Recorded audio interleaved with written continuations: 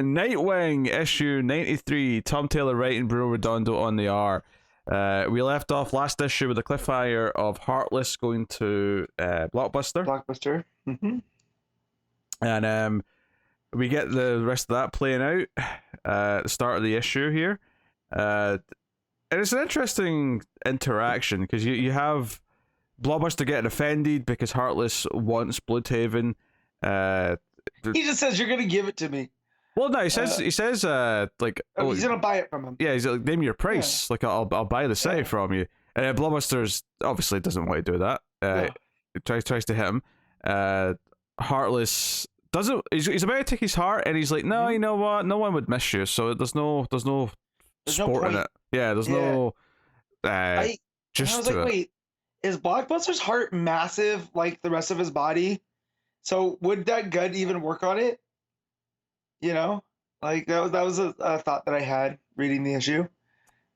We might never know now. Yeah. But also when Heartless took Blockbuster's punch, that was a big wow moment because you're like, there's something up with this guy because that's not, you know. Oh yeah, it gets to that later in the issue. You know, what's different about him.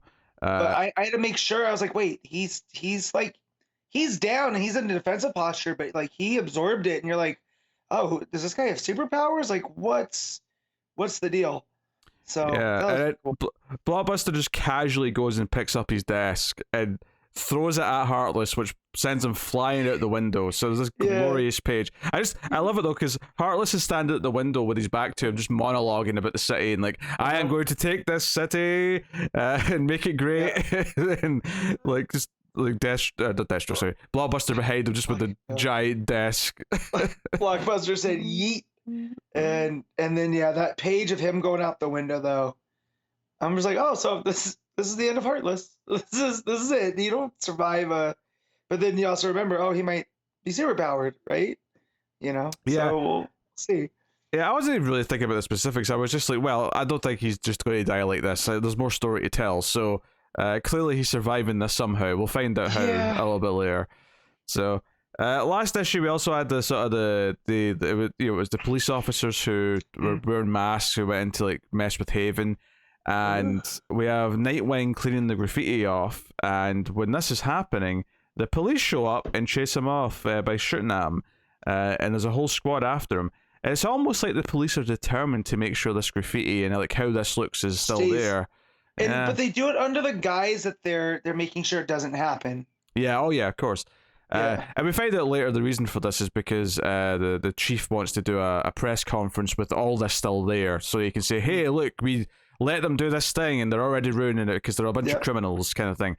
But Nightwing's got a fun chase sequence, he runs from the police. It's almost like that scene in Dark Knight Rises where all the cops are chasing Batman in the Batpod.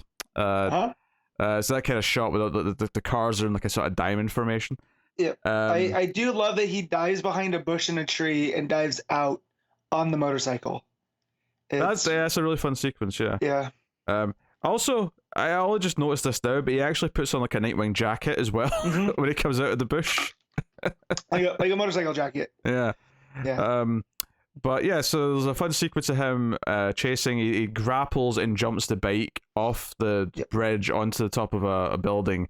And it's not like a neat landing either. He sort of crashes onto it and he's like, shit, I'm going to feel that in the morning.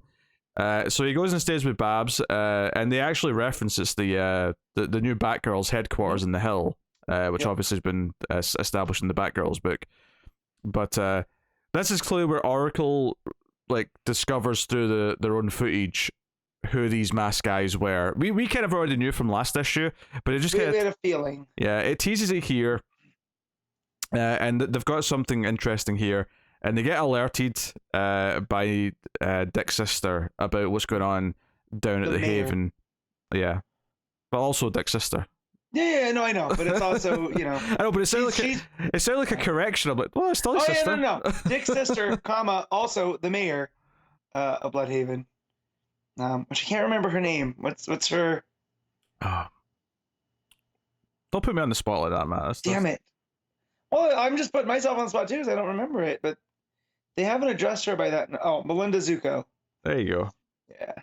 Yeah. So Well, Mayor Zuko. he calls her M, so I was going to be a smart ass and just go M, but yeah. So my stupid ass would have agreed with you too. So yeah, like, yeah, it's M.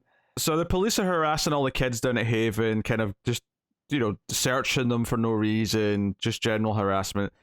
And the chief's like a being all cocky with Dick and saying, "Oh, you can't just get whatever you want. You're not in control of every situation, Mr. Grayson." But then, of course, the press release happens, or the press conference happens, and that's when, of course, Oracle and Dick spread out this video.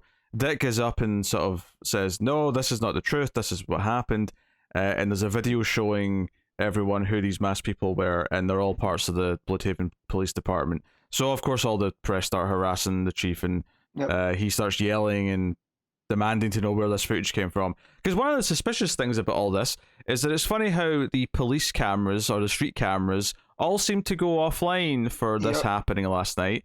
And Dick rightly asked, wait, so a bunch of teenage thugs who do graffiti took down the police camera system? Really? That happened? So doesn't make sense. Yeah. So it's kind of a feel-good issue in a lot of ways, because this just is just kind of a win, where they get to show the police chief to be full of shit in front of everyone. Dick and Oracle are very happy. Also, Dick let out an accidental "I love you" earlier. I forgot to mention that. Yep, I was gonna bring that up, and I was pulling up where in the issue that it comes up. Yeah, it's when she reveals that she's what she's found out on the cameras. I guess the only thing about this, it's a really sweet moment, right? And then of course he gets kind of squirmy afterwards, and she's kind of enjoying it. It's actually kind of hard to believe. I know this is the first time we've been directly really exploring them as a relationship in quite some time, but it is kind of hard to believe that he's never said it before. No, I just feel like it's so offhanded, right? And that's what gets it, because I feel like they're trying to keep it professional. And they're not trying to do the whole. So just his eyes going wide and her eyes, right after, it's super. Oh, it's a compliment to the art, because it's one of those moments where it's like three similar panels with just the different expressions after the thing said, and then like her teasing him about it, and because he tries to apologize, like, "Wait, you're apologizing for loving me?" He's like, "No, yes, kind of, no." And then his sister calls. He's like, "Oh, thank God." Yeah. Yeah. It was. But yeah, no, it was. I've seen people complain that the pacing on this is too slow, and it's similar with Son of Kal-El. But I just think that's Tom Taylor's writing style. Is like you said, this is like a win. So this is to set up where we're going. Yeah, I honestly love the pacing in this book. Yeah, I have less. I don't have any issue with the pacing here. I feel like Son of Kal-El's turning its wheels a little bit, or they're spinning the wheels a little bit with certain things. This, though, everything feels deliberate. Like this is the sort of pacing I like in a comic book, because this is the sort of thing where like each event, like it feels like a solid continuity going throughout the run, but also each event feels like distinct, because it gets like an issue to kind of breathe and kind of focus on each thing. So this issue is two main things. It is this press conference and all of the reveal that comes from that, and the build up to it, and then the other side of it, of course, is the Heartless stuff, which and I think both are going to be very memorable. I'm going to basically be able to retain this information till next issue in a way that some comics I can't, because they do fire through too much, or things don't land that much, whereas everything here has weight to it, and I'm enjoying those little character beats where they get to react to things, whether it's the "I love you" moment or afterwards when they're kind of celebrating, like all of those moments land really well. And yeah, you really want to see this smug police commissioner be brought down a peg or two. So when they release the footage, it feels great. There's lots of swings and ups and downs. It's a very character driven book right now. Yeah. Right. And so even the stuff like with I just going back, and I didn't notice this the first time I read it. That when Babs is sitting on the computer before she sends the information that the police people, she has the dog's paw send it, and so when Dick thanks her, she goes, "Oh, that wasn't me. That was Haley." So I thought that was pretty cute, and that's another moment between them, that builds their relationship. So,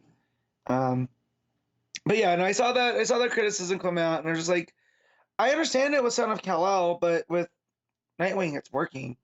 It doesn't feel like it's spinning its wheels. Everything feels very deliberate and paced out like this on purpose. It has it has the pacing of a comic run, and not like a book where the artist or the writer doesn't know if they're getting another arc after, so right. they keep doing arc by arc, whereas this feels like no, there's a long game in mind here, and every piece is important. He has an end point, and we're gonna build to it properly. So, we're gonna get there, but yeah. Yeah, so I have absolutely no issues with the pacing. So the big final scene is Heartless going back to his hideout, and it turns out he has like an Alfred, seemingly. Yeah, a servant or a handler. Yeah.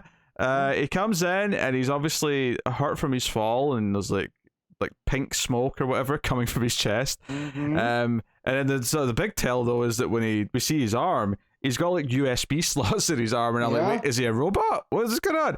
And then obviously the next couple of pages makes it clear that he is an augmented human. He's got cybernetic implants and improvements and things like that. But the caveat he has is that his heart that he has right now is like done and needs to be replaced. And the ending is like his servant going to this wall of just jars of hearts. So he is using the hearts for something. They have a practical use in that he seems to have to keep replacing his heart. Maybe it's because all the extra implants like take too much energy or something, so they're wearing down the hearts. There's some of that over time. He's like a inverted Iron Man, right? So where he has to have a real heart instead of the what's it called? The repulsor one. Yeah. What the hell was that called? Anyway, although I didn't notice this till either, but he has a gigantic jar on that wall. So maybe that was meant for Blockbuster. Oh, yeah. So there you go. I don't know how much of a purpose it would serve him, right? Or maybe it's for, like, I don't know, maybe he's got a Grundy heart, and to be fair, it does look empty right now, so that would lend credence to the Blockbuster theory. Yeah. So, but I also like how he said that what was wrong. He underestimated a brute. That he went with the wrong tact for Blockbuster. Which I do like, because it makes Blockbuster seem that much more of a legitimate bad guy. Yeah, for sure. Blockbuster. I think I like how kind of like temperamental and reckless he is, and like the idea that Heartless couldn't have predicted that he would just pick up a desk and throw him through a window is actually quite funny to me. Who could though? Who does that? Who throws a desk? Roland does that too. Yeah, the art is phenomenal. I mean, it always is with Redondo, but like it's so expressive. There's so many moments between the "I love you," between the reactions when the footage is released to the press, and like. Even just like there's like a guy with a notepad like asking a question, just like has this like, everything with the acting on the faces is pretty much perfect, and it's one of the things that this is really excelled at. But then you've also got the action. You've got the big chase sequence with Dick on his bike, which is just full of these big action movie style shots. You can feel that moment with the cars chasing him down the street, or the swing off the lamppost from the bridge. Like all of it just has this momentum to it, or the even the playful moments of like going through the bush and coming out with the bike. Like this is a book that's dealing with some serious issues at times, but it never forgets to be playful. It never forgets to have the spirit of Dick Grayson kind of like going through out of it, and the art's just one of the many elements that make that work. So and it's the artist and the writer working in unison. That they both, managed to nail the spirit of the characters. Because Babs feels like Babs and Dick feels like Dick. Blockbuster feels right on. So yeah, and also just scrolling back through it, like one of the panels that I really like, just looking at it, is when the cops first show up and shoot at Dick. He hits one of them in the face with a bucket, and that panel of him getting hit, the bucket bouncing off his head, the facial expression on the guy who got hit is hilarious. It's amazing. And then he puts the bucket on the dude's head. Yeah. And you get the twang. Yeah. So it's there's just lots of really fun stuff mixed in with a really good ongoing plot. Where I'm excited to see how Blockbuster what he does next. I'm excited to see what Heartless does next. It's funny. It's almost like the enemy of my enemy is my friend, where it's almost like Blockbuster and Nightwing both have Bloodhaven interests at heart for very different reasons. Whereas I feel like Heartless wants to do something way more sinister. I mean, he kind of describes part of it. He says, like, he's actually happy that like Dick Grayson's doing what he's doing because he wants the city to feel hope before he rips it away. Right. Whereas Blockbuster just wants to make money off of people. Doesn't matter if it's illegal or not. And so again, he feels very much like Kingpin. So I mean, we've seen Kingpin and Daredevil team up, and when there's a bigger threat to the city. But yeah, this is what this feels like. But yeah, and I'm just looking at the page where he throws the desk, and just the colors on that page, with the blues and purples that turn into the oranges and pinks. Like, everything on this book, everything is fantastic. Yeah, and even the idea that you've got him sort of standing framed in the window with Blockbuster standing behind him. It's like he's in a comic panel, and then he gets launched out of the comic panel. Yeah. So there's lots of little inventive touches like that. All right, what are you rating Nightwing issue 93? I'm giving this one an 8.5. I am going to go with.